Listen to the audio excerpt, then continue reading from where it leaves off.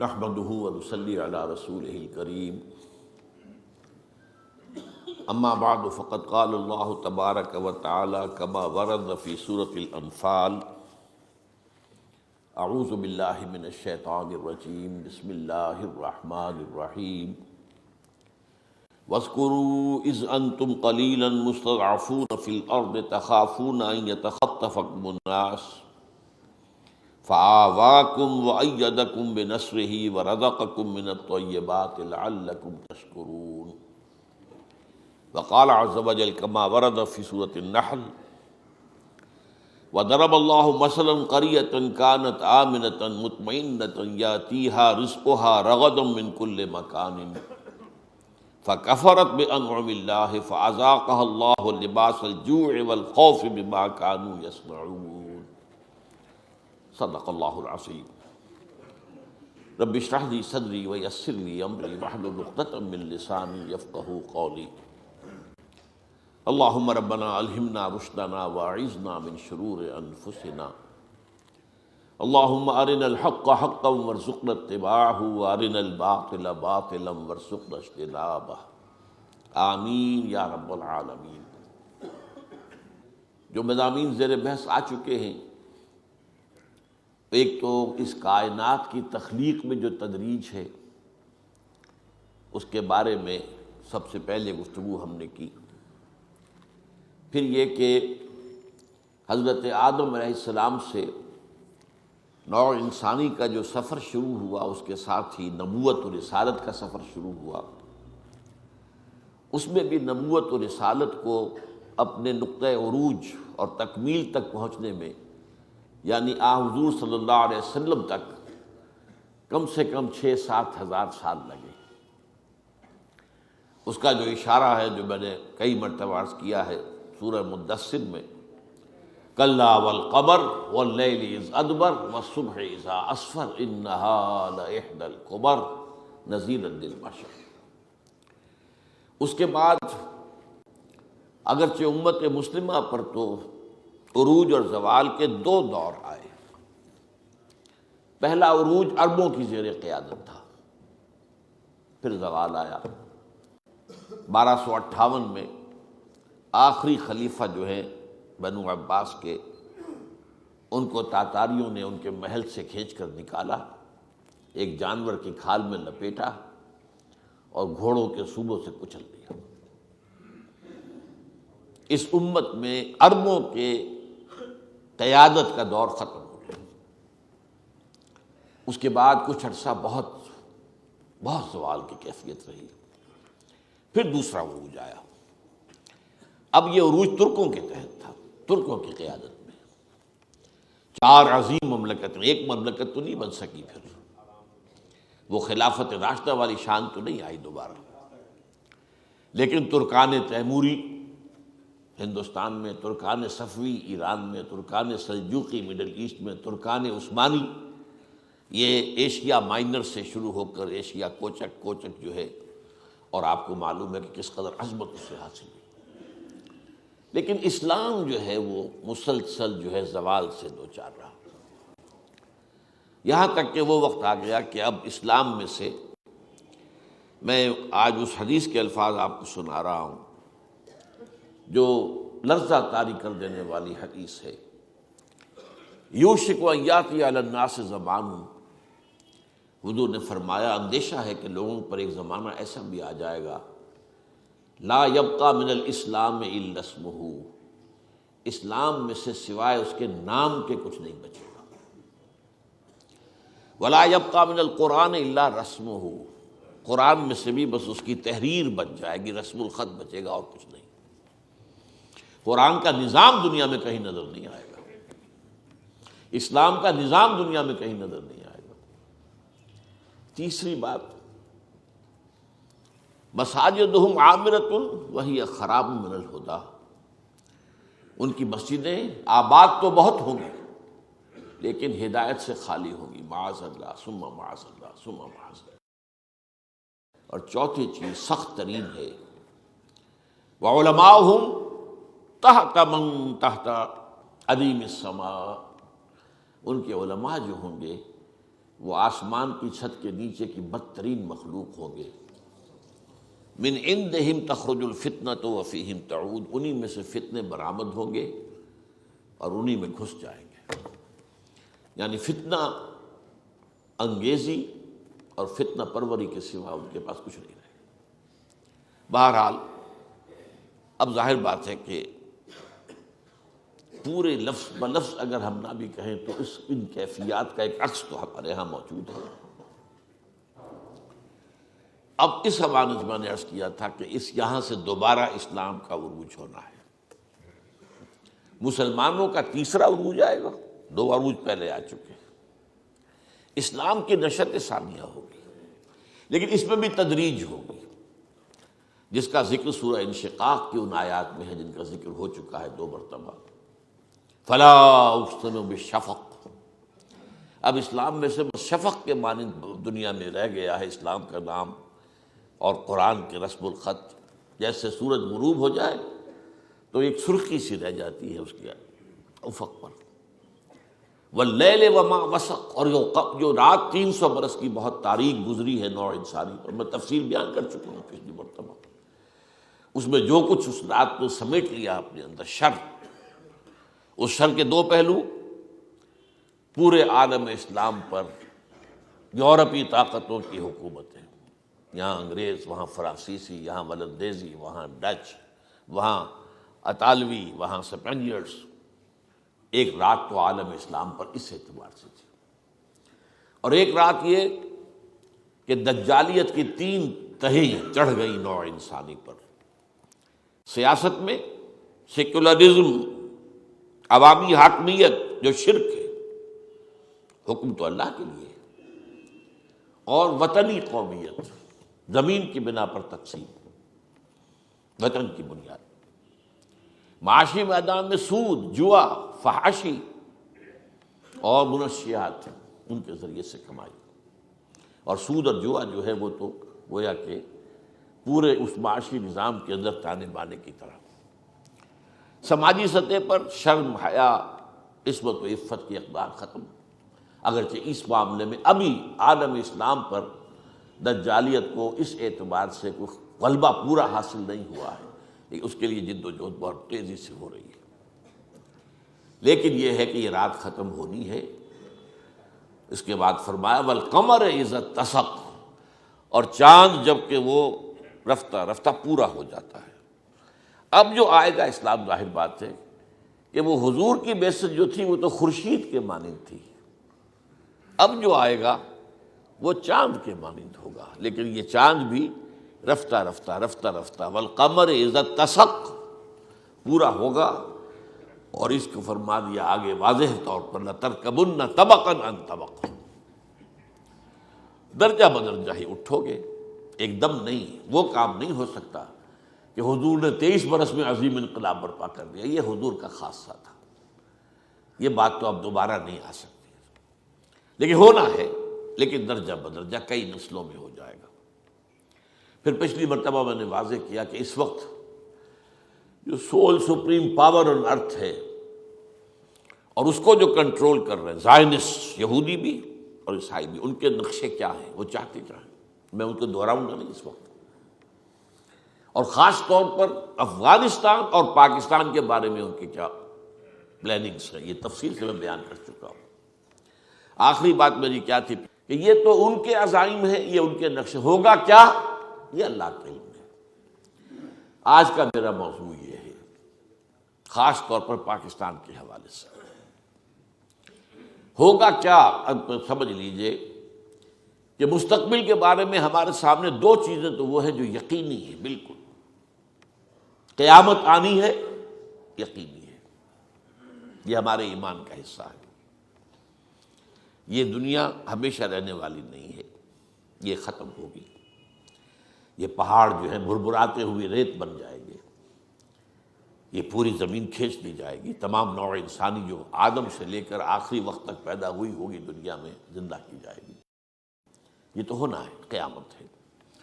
قرآن مجید میں سب سے زیادہ جس چیز کا ذکر ہے وہ قیامت ہے. اس سے پہلے ایک اور یقینی بات ہے جس کا ذکر صریحاً احادیث میں ہے، اشارتاً قرآن میں بھی ہے، لیکن اس کی بھی تفصیل میں نہیں جاؤں گا اس وقت۔ اور وہ کیا ہے کہ قیامت سے قبل پوری دنیا میں اسلام کا غلبہ ہوگا، یہ چاند لازماً پورا ہو جائے گا، 14ویں کے چاند کے مانند ہوگا۔ والقمر اذا اتسق لترکبن طبقا عن طبق، یہ درجہ بدرجہ ترقی کرتے ہوئے تجدیدی مساعی جو ہیں اسلام کی، وہ بالآخر اس مقام تک پہنچیں گی کہ پوری دنیا میں خلافت علی منہاج النبوت کا نظام قائم ہو جائے۔ اب ہوگا کب اور کیسے، اس کے بارے میں بات کر لیں۔ یقین کے ساتھ ہم نہیں کہہ سکتے، لیکن میرے خیال میں اینڈ ٹائمز کے بارے میں جو احادیث کے اندر جو پیشین گوئیاں آئی ہیں، اور دنیا میں آج کل کرسچین ورلڈ میں بھی اور جیوز کے ہاں بھی اینڈ ٹائمز، یہ یقین کے ساتھ کہا جا رہا ہے کہ اب ہم اس کرۂ ارضی پر جو حیات انسانی ہے اس کی آخری دور کو پہنچ گئے ہیں، اسی میں اس وقت سانس لے رہے ہیں۔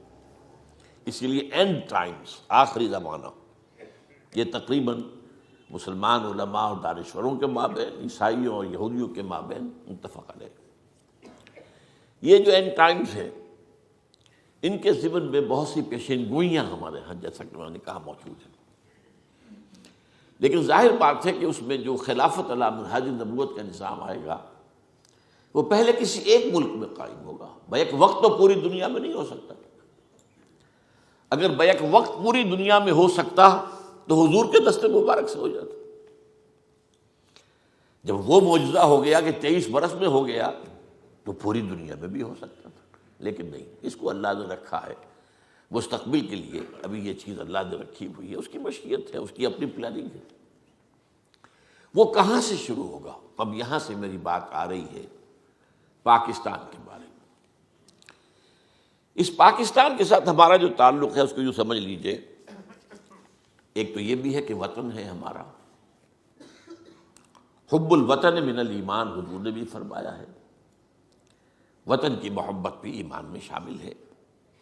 ظاہر بات ہے اپنے اعزاء و اقارب کی محبت بھی شامل ہے ایمان میں۔ ہاں یہ محبتیں جو ہیں یہ کہیں حق اور باطل کا معیار نہ بن جائیں، حق کا معاملہ بالا تر رہے، اس کے نیچے نیچے محبت اپنے رشتہ داروں سے، اپنے اقربا سے، اپنے قبیلے سے، اپنی قوم سے، اپنے ملک سے، حب الوطن من الایمان۔ لیکن ہم وطن پرست نہیں ہیں، وطن پرستی شرک ہے۔ اس پہلو سے اس بات میں ذرا نوٹ کر لیجیے اس بات کو، صورت نہ پرستم من بت خانہ شکستم من، یہ ملک خاص طور پر وطنی قومیت کی نفی مطلق کے اوپر قائم ہوا۔ انڈین نیشنلزم سب کہتے تھے بھائی ہندوستان میں رہنے والے ایک قوم ہے، بس ایک ملک ہونا چاہیے ان کا، بھارت کا، اس کا کانگریس کا یہی موقف تھا نا۔ اور خود ہمارے مسلمانوں میں سے بڑے مؤثر طبقات تھے جو اسی رائے کو رکھتے تھے، جمعیت علماء ہند مولانا حسین مدنی رحمۃ اللہ علیہ جیسی شخصیت، ابوالکلام جیسا نابغہ جینیس انسان، پنجاب میں مجلس احرار اسلام، سرحد میں خدائی خدمتگار، بڑی بڑی طاقتیں تھیں۔ لیکن یہ ہے کہ یہ ملک وجود میں آیا اللہ تعالیٰ کے خصوصی فضل و کرم سے، خصوصی فضل و کرم۔ ان کو بھی میں یہ نہیں کہتا کہ وہ بدنیت تھے، نہیں، نیتیں ان کی درست تھی۔ وہ سمجھتے تھے کہ جب تک ہندو مسلمان متحد نہیں ہو جائیں گے، یکجان نہیں ہو جائیں گے، انگریز نہیں دفاع ہوگا یہاں سے، انگریز کو نکالنے کے لیے ضروری ہے۔ جبکہ دوسرا خیال یہ تھا کہ نہیں، اگر یہ ایک وحدت کی حیثیت سے آزاد ہو گیا تو یہاں مسلمانوں کا اور اسلام کا مستقبل جو ہے وہ بہت تاریک ہوگا۔ ہندو تلا ہوا تھا اپنی بھارت ورش کی پوتر زمین کو پاک کرنے کے، یہ نجس ہے، ملیچ، یہ مسلمان جو ہے ملیچ ہے، یہ ناپاک ہے۔ مسلمان کا تو ہاتھ ان کو برتن کو لگ جائے تو برتن ختم ہو گیا، بھرشٹ ہو گیا، کھانا بھرشٹ ہو گیا، ہاتھ لگ گیا۔ اب آپ لوگوں کے علم میں تو نہیں ہوگا، انگریز کے زمانے میں ریلوے اسٹیشنوں پر پانی علیحدہ ہوتا تھا، مسلمان پانی، ہندو پانی، ایک انتہا پر مسلمان پانی ہوتا تھا، دوسری طرف ہندو پانی ہوتا تھا، پانی علیحدہ تھا۔ بہرحال یہ تو علیحدہ معاملہ ہے، لیکن میری اور جو بھی صاحب ایمان اس ملک میں ہیں ان کی اصل دلچسپی پاکستان سے اس لیے ہے کہ یہاں اسلام کی توقع تھی کہ یہاں اسلام قائم ہوگا. ہمیں محبت اس اعتبار سے ہے. یہ احیاء اسلام کا یہ گویا کہ نقطۂ آغاز بنے گا. یہاں سے نظام خلافت کا جو ہے وہ آغاز ہوگا. اس بنا پر محبت، اس بنا پر اور زیادہ محبت. ٹھیک ہے وہ وقت محبت بھی ہے، وطن ہے، ہمارے گھر اگر ہیں تو اسی سرزمین پر ہیں، ہماری اولاد کا مستقبل ہے تو اسی سرزمین سے وابستہ ہے، اس کی نفی نہیں ہے. لیکن اصل محبت اس اعتبار سے کہ یہاں امید تھی کہ اسلام کی نشرت ثانیہ کا یہ نقطۂ آغاز بنے گا. اس کے ضمن میں علامہ اقبال کا خواب جو 1930 میں انہوں نے دیکھا تھا، تفصیل میں نہیں جاؤں گا، پاکستان کے قیام کا خواب دیکھا تھا، اور یہ کہ پھر یہاں پر ایک ایسا نظام، خلافت راشدہ کا نظام دوبارہ قائم کیا جائے جو پوری دنیا کے لیے ایک مینارہ نور بن جائے. پہلا خواب تو پورا ہو گیا تھا 17 سال کے اندر اندر. سن 30 کا خواب سن 47 میں 1947 میں پورا ہو گیا. دوسرے خواب کی ابھی تک کوئی تعبیر نظر نہیں آ رہی، بلکہ تفصیل میں بات کر دیتا ہوں کہ مایوسی کا غلبہ ہوتا چلا جا رہا. پھر قائد اعظم کی بے شمار تقاریر، جس کو میں نے یہ بھی کہا کہ قائد اعظم نے اسلام کی قوالی گائی ہے پورے ملک کے اندر، مشرق و مغرب و شمال و جنوب میں. ہمیں ملک اس لیے چاہیے اسلام کے اصول حریت و اخوت و مساوات کی بنیاد پر ایک نظام قائم جو پوری دنیا کے لیے نمونہ بن جائے. لہذا توقع تھی. پھر خاص طور پر جس طریقے سے سفر کا آغاز ہو گیا تھا. اچھا، پھر اس کے علاوہ حضور کی احادیث موجود ہے. جو حضرت مہدی کا ظہور ہونا ہے عرب میں ہونا ہے، اور وہ اصل میں مجدد کامل ہوں گے. یہ تجدید کامل جو تجدید ہو رہی ہے تدریجاً، یہ ان کی ذات پر مکمل ہوگی. لیکن ان کی حکومت قائم کرنے کے لیے حدیث سفر میں فرمایا گیا کہ ایک مشرقی ملک سے فوجیں آئیں گی. جہاں تک میں سمجھا ہوں اس حدیث سے وہ یہ ہے کہ عرب تو کھوکھلے ہو چکے ہوں گے. عربوں کو جیسا کہ میں بتا چکا 1258 سے، یعنی یوں سمجھیے کہ 700 برس سے زائد ہو گئے ہیں، 750 برس، کہ وہ امت مسلمہ کی اب قیادت ان کے پاس نہیں ہے. لیکن بہرحال اب دولت تو ان کے پاس بے شمار ہے، اس میں کوئی شک نہیں ہے. لیکن ہم جانتے ہیں کہ وہ دولت ہی کی زیادتی کی وجہ سے اور عیاشیوں کی وجہ سے کھوکھلے ہو چکے. لہذا اگرچہ حضرت مہدی کا ظہور ہوگا عرب میں، لیکن ان کی حکومت کو قائم کرنے کے لیے فوجیں کسی مشرقی ملک سے آئیں گی. اور پاکستان مشرق میں ہے. ویسے صرف پاکستان نہیں، افغانستان بھی مشرق میں ہے. پھر بھارت پورا کا پورا مشرق میں ہے. حدیث کے الفاظ یہ ہیں: یخرج ناس من المشرق یعطئون للمہدی یعنی سلطان. علامہ اقبال کا جو ایک ترانہ تھا، ترانہ ہندی یا ہندوستانی بچوں کا ترانہ، اس میں یہ الفاظ بھی موجود ہیں کہ میرے عرب کو آئی ٹھنڈی ہوا جہاں سے، میرا وطن وہی ہے، میرا وطن وہی ہے. اور یہ کب کہا انہوں نے؟ ابھی پاکستان کا تو کوئی وجود نہیں تھا. یہ کوئی حدیث ہے، اگرچہ مجھے اس کا متن ابھی تک مل نہیں سکا. لیکن امریکہ میں ایک مرتبہ کچھ عرب طلباء تھے دینی مزاج رکھنے والے، ان سے جب بات، ان کا ہے حدیث ہے، ہم بھی آپ کو حوالہ تو نہیں دے سکتے، حدیث ہے کہ حضور نے فرمایا کہ مجھے ہند کی طرف سے ٹھنڈی ہوا آتی ہے. میرے عرب کو آئی ٹھنڈی ہوا جہاں سے، میرا وطن وہی ہے، میرا وطن وہی ہے. پھر امت کی 400 سالہ تاریخ میں نے بہت مرتبہ چیزیں گنوائی ہیں. مجددین کا سلسلہ 1000 برس تک عالم عرب میں رہا، پھر آ گیا ہندوستان میں. آخر کوئی سبب ہے. خلافت کے خلاف سازشیں ہو رہی تھی، کہیں کوئی احتجاجی تحریک نہیں اٹھی، کسی کے کان پر جوں تک نہیں ریگی سوائے ہندوستان کے. اور وہاں پر عظیم تحریک اٹھی، تحریک خلافت، اتنی عظیم کہ گاندھی کو شریک ہونا پڑا اس میں.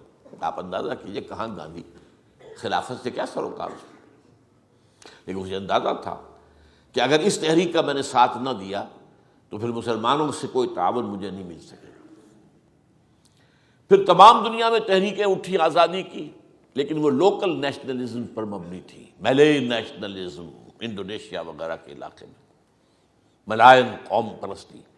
ٹرک نیشنلزم مصطفیٰ کمال کا، جس نے کہ ترکی کو بہرحال بچا لیا. سلطنت عثمانیہ تو ختم ہو گئی لیکن ترکی بچ گیا. اور یورپ کے سینے پر مونگ دلنے والا شہر قسطنطنیہ اب بھی موجود ہے، وہ یورپ کے سائے پر ہے. ظاہر بات ہے کہ اس کا حصہ ہے، اور وہ ناسور ہے ان کے سینے میں، عیسائیوں کے سینے میں ناسور ہے. اور آتا ہے یہ جو آخری زمانے میں ملاحم جو ہوں گے، قسطنطنیہ مسلمانوں کے ہاتھوں سے نکل جائے گا. جب یہ گریٹر اسرائیل قائم ہوگا تو اس کے نتیجے میں بہت سے عرب ممالک ختم ہو جائے گا. نقشہ بن رہا ہے، اب تو دنیا میں آ رہے ہیں نقشے. ان کے جو ہے مڈل ایسٹ کا بھی نیا نقشہ بنائیں گے. پاکستان کا نیا نقشہ تو ابھی حال ہی میں اخبارات میں آیا، نوائے وقت میں اور نیشن میں، اور یہ سن 6 سے بنا ہوا، آج کا نہیں ہے. یہاں کے اخبارات میں آج آیا ہے، میرے پاس تو سن 6 کا موجود ہے.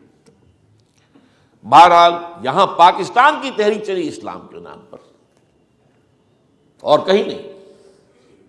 صدر ناصر نے بھی انگریز کو اٹھا کر پھینکا میڈیٹرینین میں، تو عرب نیشنلزم پر، اسلام پر نہیں. باس پارٹی عرب نیشنلزم، وہ عراق تھا یا شام تھا، باس پارٹی کی حکومتیں رہی ہیں. عرب نیشنلزم، ٹرک نیشنلزم، ملے نیشنلزم، یہ صرف ایک تحریک تھی، تحریک پاکستان، جو اسلام کے نام پر. پاکستان کا مطلب کیا؟ لا الہ الا اللہ. اب میں تھوڑی سی آپ کو تاریخ بتا دوں. سن 49 سے لے کر اور سن 57 تک تقریباً یقین کی کیفیت تھی کہ یہاں اسلام آیا کہ آیا، اس لیے کہ قرارداد مقاصد پاس ہو گئی. اس دور میں سیکولرزم کے خلاف بغاوت، حاکمیت اللہ کی ہے، انسانی حاکمیت کی نفی مطلق، کہ اکبر نام لیتا ہے خدا کا اس زمانے میں. پھر جب یہ کہا گیا کس کا اسلام، شیعہ کا سنی کا، تو تمام مکاتب فقہ جو ہے ان کے ٹاپ کی قیادت نے 22 نکات دے دیے، یہ ہمارے متفق علیہ ہے، بناؤ دستور اس پر. بہت اچھا سٹارٹ تھا، تو بہت امید تھی. میں بھی ایک ادنا کارکن تھا جماعت اسلامی کا، تو خاص طور پر تحریک اسلامی جو جماعت اسلامی کا ماحول تھا، وہاں تو ایسے محسوس ہوتا تھا گویا کہ بس انقلاب آیا کہ آیا، اب اسلام یہاں آئے گا، تقریباً یقین کے درجے. چنانچہ نعیم صدیقی مرحوم جو شاعر تھے، تحریک اسلامی کے شاعر تھے، اور مولانا مودودی کے وہ اولین ساتھی تھے پنجاب میں. آپ مولانا مودودی تو حیدرآباد دکن میں تھے، وہاں علامہ اقبال نے دعوت دے کر پنجاب میں بلایا تھا نا، کہ آپ جو ہے اس دکن کی سنگلاخ زمین کو چھوڑے، یہاں ہے سرسبز شاداب زمین، اسلام کے لیے یہ زمین سرخیز، یہ سرخیز. تو بہرحال اس وقت وہ نعیم صدیقی صاحب ان سے منسلک ہوئے، جب کبھی جماعت قائم بھی نہیں ہوئی تھی. جو 1938 کی بات ہے، جماعت تو قائم ہوئی 1941 کے اندر. اور ان کا یہ شعر تھا، اب پڑھا کرتے تھے اس کو: بول شہر نظام اسلامی، کیا تیرے سقف و بام کہتے ہیں، تیرے در پر کھڑے تیرے والی آج تجھ کو سلام کہتے ہیں. گویا کہ نظام اسلامی کے شہر کے دروازے پر ہم کھڑے تھے، دستک دے رہے تھے. بول شہر نظام اسلامی، کیا تیرے سقف و بام کہتے ہیں، تیرے در پر کھڑے تیرے والی آج تجھ کو سلام کہتے ہیں. لیکن سن 58 میں ایک دم ایسا پلٹا ہے معاملہ. 56 میں دستور اسلامی بن گیا، اور اب انتخابات ہونے والے تھے. یہ جو شیطانی عنصر ہے دنیا کا، ابلیس لعین، اور اس کے بعد یہودی، اس کے اعلی کار، اور اس کا سب سے بڑا اعلی کار امریکہ، یہ رکھیے ذہن میں.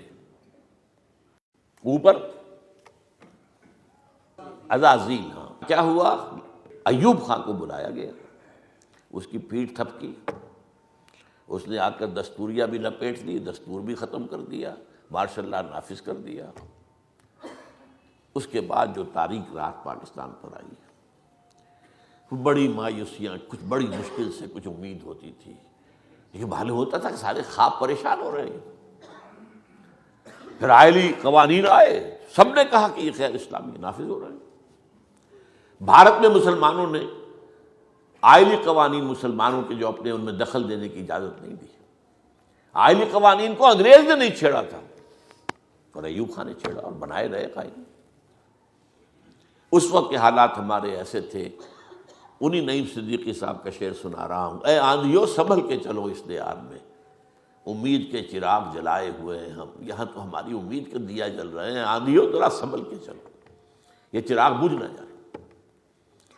بلکہ ایک نہایت تلخ شعر کہا تھا کوثر نیازی صاحب، بعد میں تو جو بھی ان کی کا معاملہ رہا میں اس کو زیر بحث نہیں لانا چاہتا، اس وقت وہ بھی جماعت اسلامی میں تھے، وہ بڑے تیز کارکن تھے، انہوں نے تو اس قدر تلخ شعر کہا تھا کہ اسلام کو اگر تیری فضا راس نہ آئے، اے میرے وطن تجھ کو کوئی آگ لگائے۔ وہ جو بات میں نے کہی تھی کہ ہمیں پاکستان سے اصل محبت اس لیے، ہاں وطن ہونے کی حیثیت سے بھی ہے، فطری محبت ہے، اصل جو ہے ہماری نگاہ میں قدر و قیمت وہ تو یہ ہے کہ اسلام کی نشر ثانیہ کے گہوارہ بنے گا۔ البتہ اس کے بعد سن 58 سے لے کر سن 85 تک کے معاملات تو یہی رہے، بہت مایوسی، بہت مایوسی، بڑھتی ہوئی مایوسی۔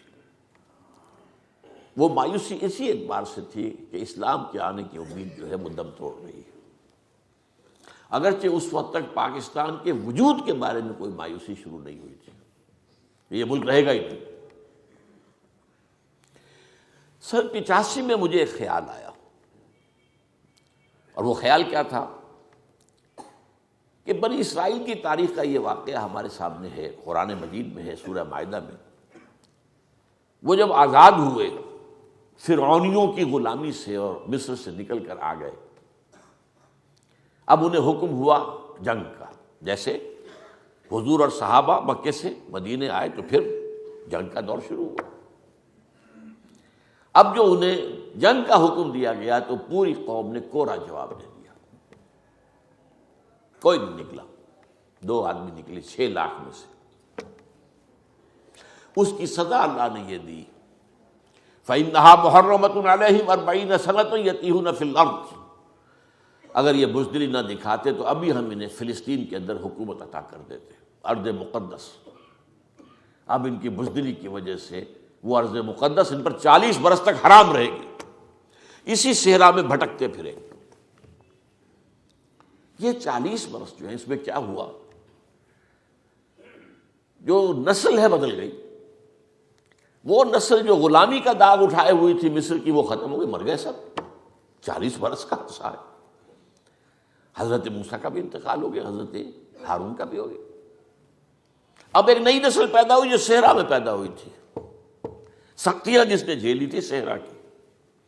اور اقبال کہتا ہے کہ فطرت کے مقاصد کی کرتا ہے نگہبانی، یا بندہ صحرائی یا مرد کوہستانی۔ آج بھی سوات سے جو بھی تحریک چل رہی ہے نفاذ شریعت کی، وہ مرد کوہستانی ہی ہے نا۔ اس سے پہلے جو مولانا صوفی محمد کھڑے تھے وہ بھی کوہستانی ہی ہے نا۔ بہرحال خود صحرا ہی سے تو اسلام شروع ہوا تھا نا۔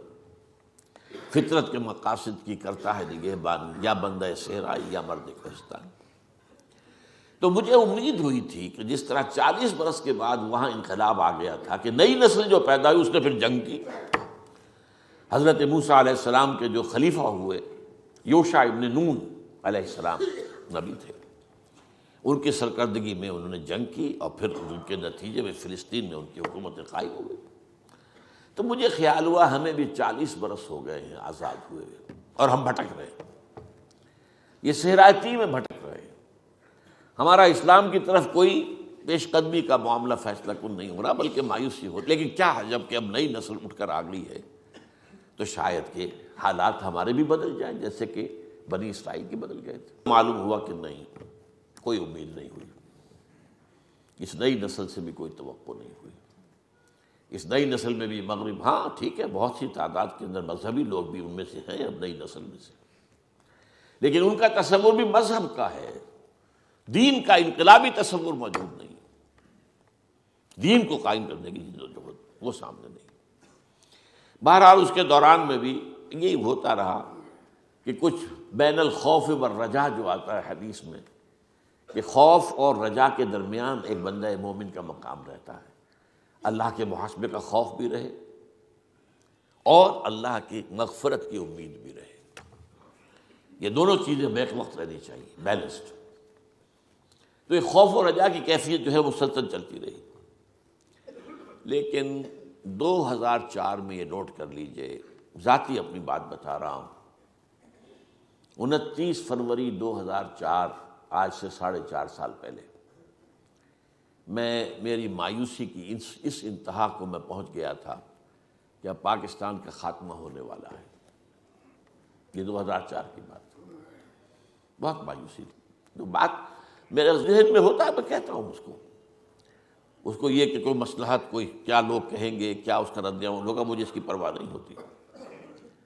لیکن یہ کہ واقعتاً میری کیفیت وہ تھی جو شکیل بدایونی کے ایک مصرے میں ہے کہ اڑتے اڑتے دور افق پر آس کا پنچھی ڈوب گیا. پاکستان میں اسلام تو کیا آئے گا، پاکستان نہیں رہے گا. کیوں نہیں رہے گا؟ سب سے پہلے اپنے وجود کی نفی کر چکا ہے. جس کے لیے یہ قائم کیا گیا تھا وہ اس نے نہیں کیا. آئیڈیولوجیکل سٹیٹ کی حیثیت سے آیا تھا.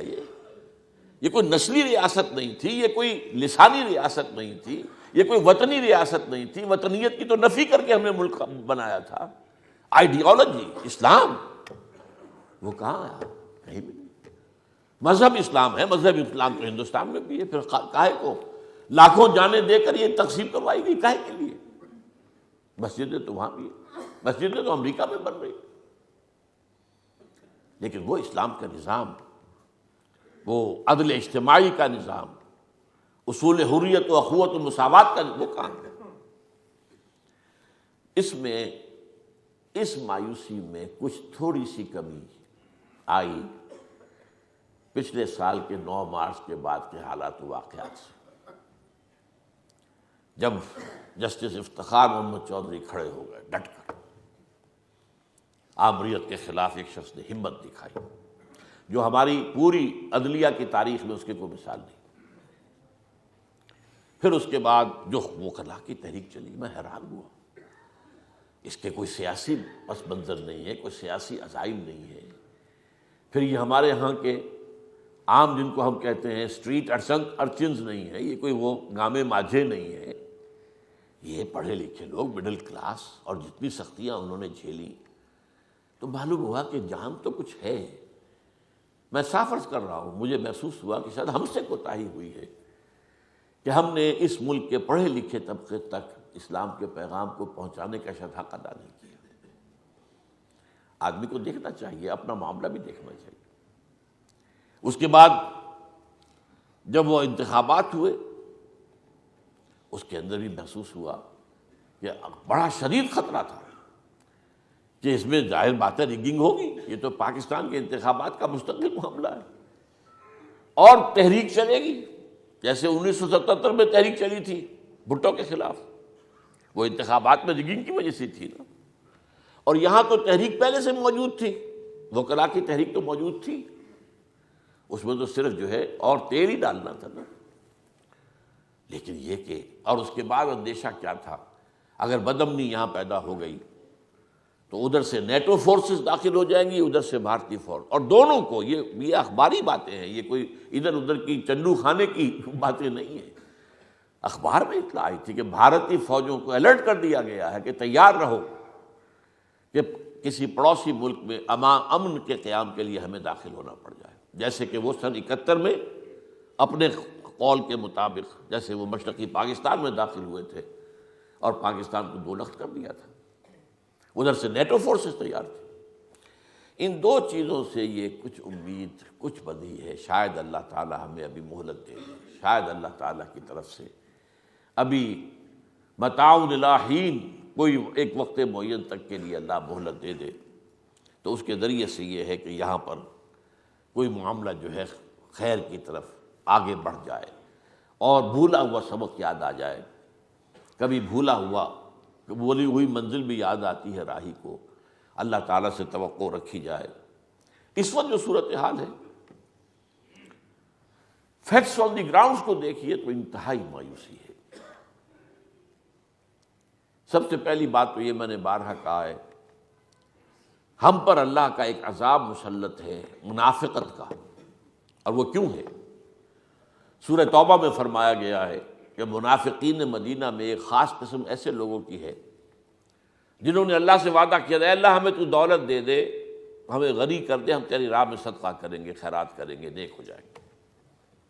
وَمِنْهُمْ مَنْ عَاهَدَ اللَّهَ لَئِنْ آتَانَا مِنْ فَضْلِهِ لَنَصَّدَّقَنَّ وَلَنَكُونَنَّ مِنَ الصَّالِحِينَ فَلَمَّا آتَاهُمْ مِنْ فَضْلِهِ، جب اللہ نے انہیں اپنے فضل سے نواز دیا، بخلوا بہ، اب بخل سے کام لیا، اب تجوریوں کو تالے لگائے، وَتَوَلَّوْا وَهُمْ مُعْرِضُونَ، اور پیٹھ موڑ لی اور بھول گئے ہم نے وعدہ کیا کیا تھا اللہ سے۔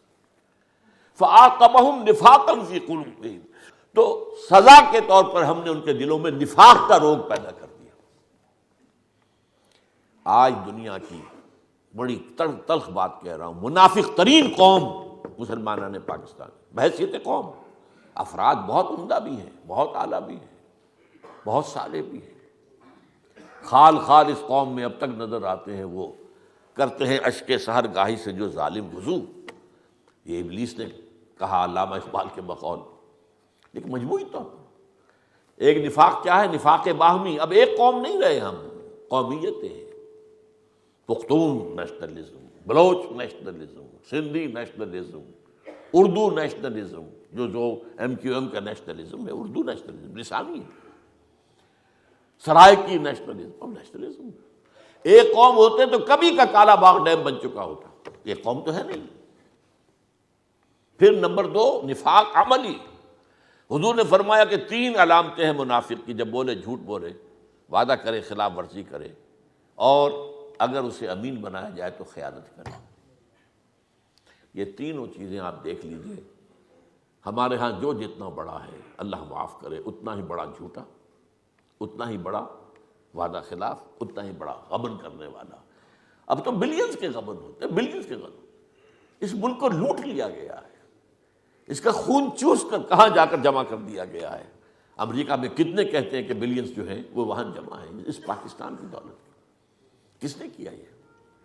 کیا کوئی ہمارے دشمنوں نے آ کر کیا ہے؟ اسی قوم نے کیا ہے۔ تو بحیثیت مجموعی ہمارے اخلاق کا دیوارہ نکل چکا ہے، اور اس کا سب سے بڑا مظہر اس وقت کیا ہے؟ اسلامی جمہوریہ پاکستان کے صدر وہ شخص جو کہتے ہیں وعدے کی کیا بات ہوتی ہے، یہ کوئی قرآن اور حدیث ہوتے؟ کہہ رہا ہے وعدہ خلافی کرنا اور ہے، اور یہ بات کہنا، یہ تو اس کے کیا، اور کون ہے وہ شخص؟ اور ظاہر بات ہے حدیث حضور کی یہ ہے، وہ اس ایک شخص کو نہ سمجھیے، یہ ہماری قوم کا وصف ہے۔ اس وقت حضور نے فرمایا اعمالکم اموالکم، تمہارے اپنے عمل تم پر حاکم ہو جاتے ہیں۔ کما تکونون کذالک یؤمر علیکم، جیسے خود تم ہوگے ویسے ہی تم پر امرا آ جائیں گے، حاکم آ جائیں گے۔ اٹس اے ریفلیکشن، یہ قوم کی حالت کی ریفلیکشن ہے۔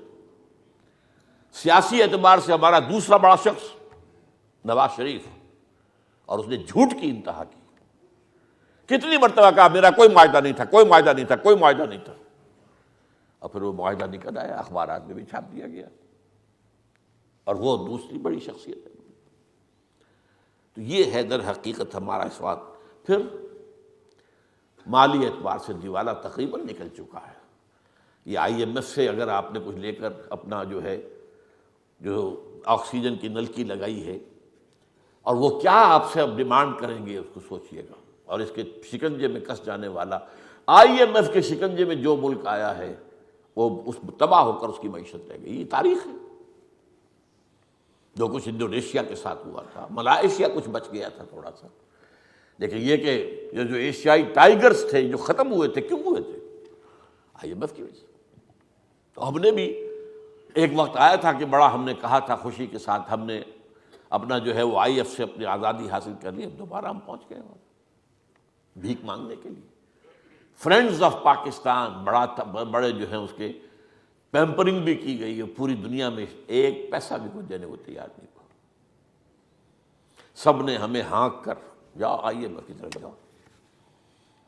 بہرحال یہ حالات ایسے ہیں کہ جس میں صورتحال بہت ہی مخدوش ہے۔ یہ ہے گراؤنڈز پر جو کچھ معاملہ ہے۔ اس کے لیے میں نے جو آج آیت آپ کو سنائی ہے، سورہ نحل کی آیت ہے، یہ 112 نمبر، بلکہ اس سے پہلے سورہ انفال کی آیت بھی پاکستان کا جینیسس وجود میں آنا اس آیت کی روشنی میں سمجھیے۔ ہندوستان میں ہم اقلیت میں تھے، ڈر رہے تھے، اس وقت بھی ہندو نے ہمیں دبایا ہوا تھا معاشی اعتبار سے، ہر اعتبار سے، اور خطرہ یہ تھا کہ اگر یہ وحدت کی حیثیت سے یہ ملک آزاد ہو گیا تب تو ہمیں ختم ہی کر دیں گے۔ دیکھیے اس کا نقشہ، وَاذْكُرُوا إِذْ أَنْتُمْ قَلِيلًا، یاد کرو جب تم اقلیت میں تھے، مستضعفون، جبکہ دشمنوں نے تمہیں دبایا ہوا تھا، تخافون ان یتخطفکم الناس، تمہیں اندیشہ تھا کہ لوگ تمہیں اچک کر لے جائیں گے۔ یہ ہے پورا پس منظر تحریک پاکستان کا۔ لیکن فآواکم، اللہ نے تمہیں پناہ دی، وأیدکم بنصرہ، اور تمہاری مدد کی، تمہاری تائید کی اپنی نصرت سے، معجزے کے طور پر پاکستان عطا کیا۔ اور میں نے ثابت کیا اپنے اس کتاب میں استحکام پاکستان میں کہ یہ معجزہ تھا، کسی حساب سے بھی، کسی حساب کتاب میں آنے والی بات نہیں۔ برزقکم من الطیبات لعلکم تشکرون، اور ہم نے طیبات پاکیزہ چیزوں سے تمہیں روزی عطا کی تاکہ تم شکر کرو۔ یہ تو ہے پاکستان کا آغاز، اور اب کی حالت کیا ہے؟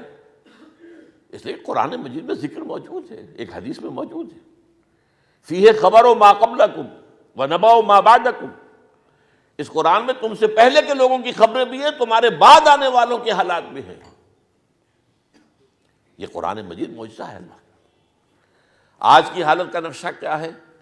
ضرب اللہ مثلا قریۃ، اللہ تعالیٰ نے ایک آبادی کی مثال بیان کی ہے، کانت آمنۃ مطمئنۃ، وہ امن میں بھی تھی، مطمئن بھی تھی، یاتیہا رزقہا من کل رغدا من کل مکان، اس کا رزق جو ہے ہر طرف سے اسے پہنچ رہا تھا، فکفرت بانعم اللہ، اس بستی نے اللہ کی نعمتوں کا کفران کیا۔ وہ تو تھا لعلکم تشکرون، تاکہ تم شکر کرو، ہم نے تمہیں آزادی دی، ملک دیا، اس کا شکرانہ ادا کرو کہ وہاں پر ہمارا دین قائم کرو۔ ہم نے کیا کیا؟ اگر ہم شکر کرتے، لئن شکرتم لازیدنکم، اگر تم شکر کرو گے تو اور دوں گا، اور نعمتیں ہوں گی۔ جیسے فرمایا وَلَوْ أَنَّ أَهْلَ الْكِتَابِ أَقَامُوا التَّوْرَاةَ وَالْإِنْجِيلَ وَمَا أُنزِلَ إِلَيْهِم مِّن رَّبِّهِمْ لَأَكَلُوا مِن فَوْقِهِمْ وَمِن تَحْتِ أَرْجُلِهِمْ، اگر اہل کتاب نے انجیل اور تورات کو قائم کیا ہوتا تو ہماری نعمتیں ان پر اوپر سے بھی برستی ہیں، وہ زمین کے اندر سے بھی نکلتی۔ لیکن جب ہم نے ناشکری کی، اللہ کے دین سے ہم نے غداری کی، بغاوت کی، وعدہ خلافی کی، فَأَذَاقَهَا اللَّهُ لِبَاسَ الْجُوعِ وَالْخَوْفِ بِمَا كَانُوا يَصْنَعُونَ، تو اللہ نے انہیں دو لباس پہنا دیے، ایک بھوک کا لباس، ایک خوف کا لباس۔ آج خوف کا عالم کیا ہے؟ کتنے کالم جو آپ پڑھتے ہیں جس کے اندر نقشہ کھینچا جا رہا ہے کہ پاکستان کا مستقبل بہت مخدوش ہے۔ میں پہلے بیان کر چکا، پوری دنیا میں جو کچھ پلان ہو رہے ہیں، جو وہ چاہتے ہیں، اس میں تو وہ کہتے ہیں کہ 2020 میں تو پاکستان کے نام سے کوئی ملک کی دنیا میں نہیں ہوگا۔ یہ ساری باتیں آ رہی ہیں، اس کے حصے بکھرے کرنے کے نقشے بن چکے۔ سن 6 کا میں آپ کو بتا چکا ہوں، نقشہ آ چکا ہے، پاکستان کے ٹکڑے کر دیے جائیں گے، اور صورتحال بہت مخدوش۔ یہ حالات ہمارے کیوں ہو گئے؟ ہم نے اللہ سے وعدہ خلافی کی ہے، اور اس میں اگر کوئی امکان ہے تبدیلی کا تو وہ کس طرح ہے؟ تو اللہ تعالیٰ ہمیں توبہ کی توفیق عطا فرمائے، اور ہم میں سے ہر شخص کو یہ توفیق دے کہ کمر کس لے اور طے کر لے کہ ان صلاتی و نسکی و محیای و مماتی للہ رب العالمین، میرا جینا اور مرنا جو ہے اللہ کے لیے، اللہ کے دین کے لیے۔ آمین یا رب العالمین۔